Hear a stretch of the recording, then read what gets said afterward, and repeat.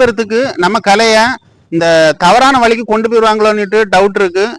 இது தவறான வழிக்கு போகாது. ஏன்னா அந்த கலையை படிக்கிறவங்க ஒழுக்கத்தையும் அறிவையும் வளர்த்துக்கிட்டதுக்கு மட்டும்தான். இப்போ நீங்க உதாரணத்துக்கு நீங்க இப்போ ஒரு வீடியோ பார்க்கலாம் பாருங்க.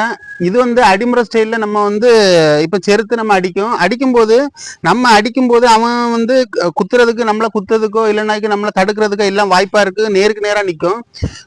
இப்போ வர்மகலை ஸ்டைல்ல எப்படி நம்ம பண்ணோம் அப்படிங்கிறத பாருங்க. வர்மகலை ஸ்டைல்லன்னா அறிவை நம்ம நுணுக்கமா நம்ம வளர்த்துக்கிட்டா நம்ம எவ்வளவு ஈஸியா, அதாவது ஒருத்தன் கமாண்ட் அடிச்சிருப்பாங்க, பொறுமையா இருந்தா பூமி ஆழ்வார். நீ பொறுமைன்னா ஒருத்தன் கத்தி தூக்கிட்டு வரும்போது நம்ம கிடுகிடுன்னு நம்ம பயந்து ஆடணும்னாக்கி நமக்கு எதுவுமே ஓடாது. பொறுமையா இருக்கணும். பொறுமையா இருந்தா ஈஸியாவே நம்ம தற்காத்து கொள்ளலாம்.